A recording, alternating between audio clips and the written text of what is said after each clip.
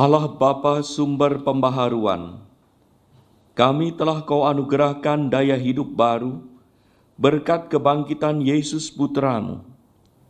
Kami mohon, ciptakanlah baru dunia ini seturut semangat hidupnya, sebab Dialah Putra-Mu, Tuhan dan pengantara kami, yang hidup bersama Engkau dalam persekutuan dengan Roh Kudus, Allah sepanjang segala masa. Amin.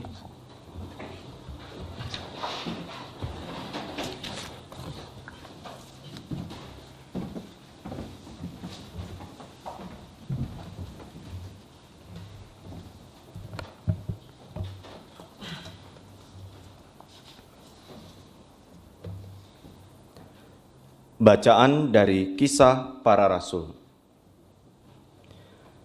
Pada suatu hari menjelang waktu sembahyang, yaitu pukul 3 petang, naiklah Petrus dan Yohanes ke bait Allah. Di situ ada seorang laki-laki yang lumpuh sejak lahirnya, sehingga ia harus diusung.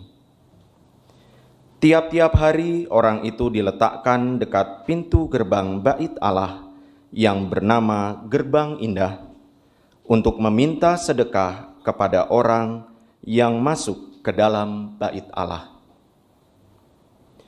Ketika orang itu melihat bahwa Petrus dan Yohanes hendak masuk ke bait Allah, ia meminta sedekah. Mereka menatap dia dan Petrus berkata, "Lihatlah kepada kami." Lalu orang itu menatap mereka dengan harapan akan mendapat sesuatu dari mereka. Tetapi Petrus berkata, "Emas dan perak tidak ada padaku, tetapi apa yang kupunyai, kuberikan kepadamu.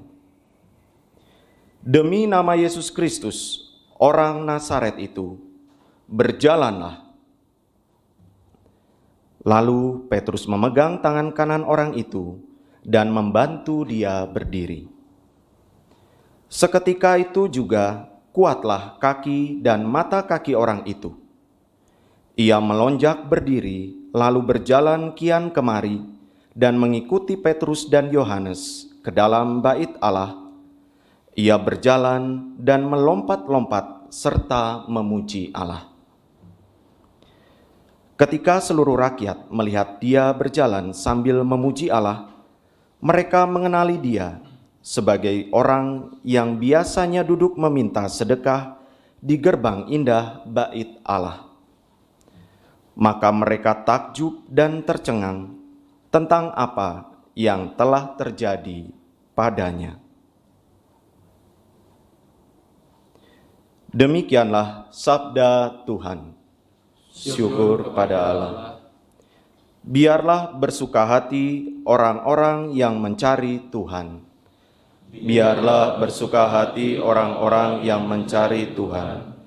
Bersyukurlah kepada Tuhan, serukanlah namanya, maklumkanlah perbuatannya di antara bangsa-bangsa, bernyanyilah bagi Tuhan, bermazmurlah baginya, percakapkanlah segala perbuatannya yang ajaib. Biarlah bersuka hati orang-orang yang mencari Tuhan. Bermegahlah dalam namanya yang kudus. Biarlah bersuka hati orang-orang yang mencari Tuhan. Carilah Tuhan dan kekuatannya. Carilah selalu wajahnya. Biarlah bersuka hati orang-orang yang mencari Tuhan. Hai anak cucu Abraham, hambanya, hai anak-anak Yakub, pilihannya, Dialah Tuhan Allah kita, ketetapannya berlaku di seluruh bumi. Biarlah bersuka hati orang-orang yang mencari Tuhan. Selama-lamanya ia ingat akan perjanjiannya, akan firman yang diperintahkannya kepada 1000 angkatan, akan perjanjian yang diikatnya dengan Abraham, dan akan sumpahnya kepada Ishak. Biarlah bersuka hati orang-orang yang mencari Tuhan. Haleluya,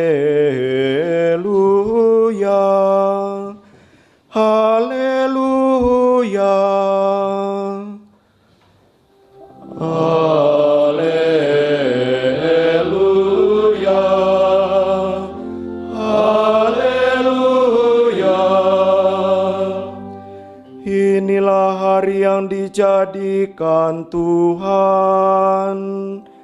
Marilah kita bersorak-sorai dan bersukacita karenanya.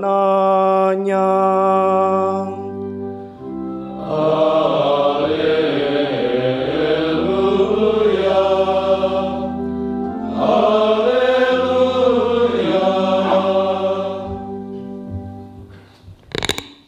Tuhan bersamamu. Dan bersama rohmu. Inilah Injil Yesus Kristus menurut Lukas. Dimuliakanlah Tuhan.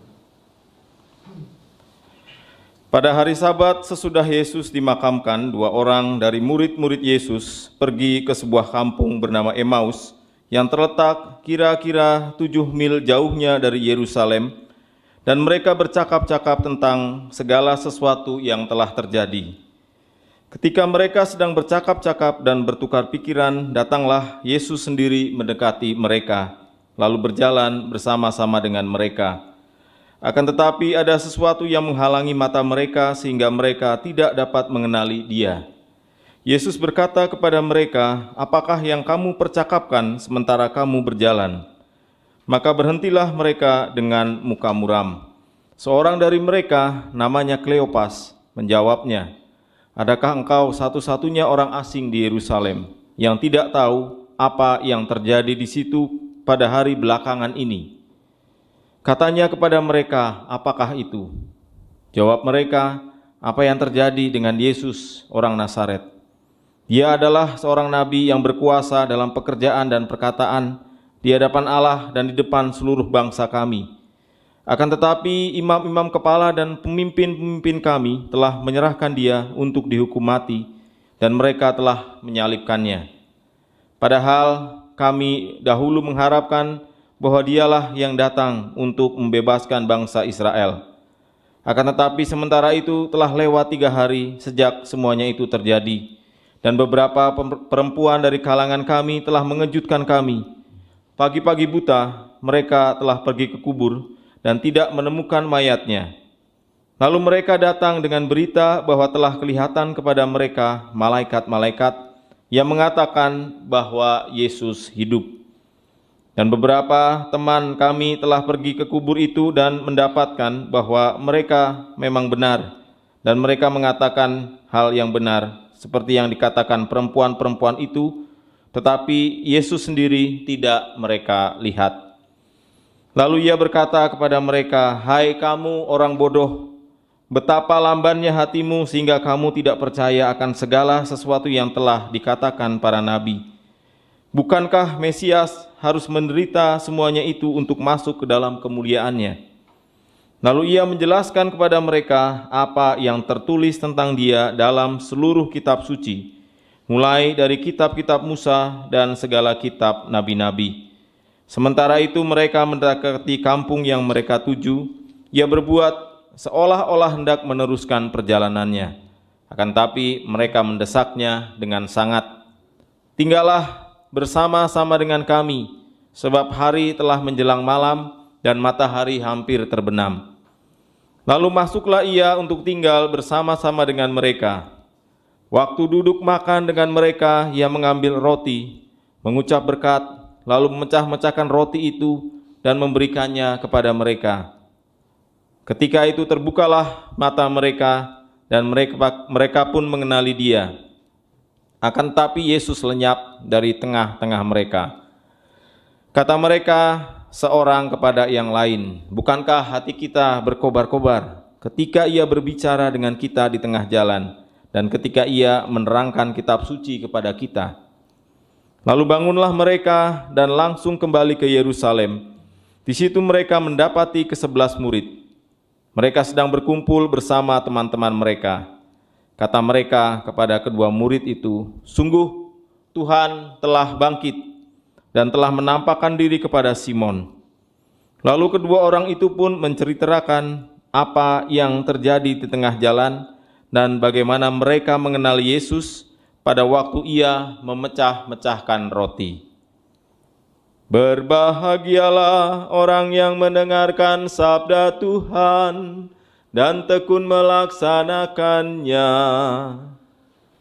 Sabdamu adalah jalan, kebenaran dan hidup kami.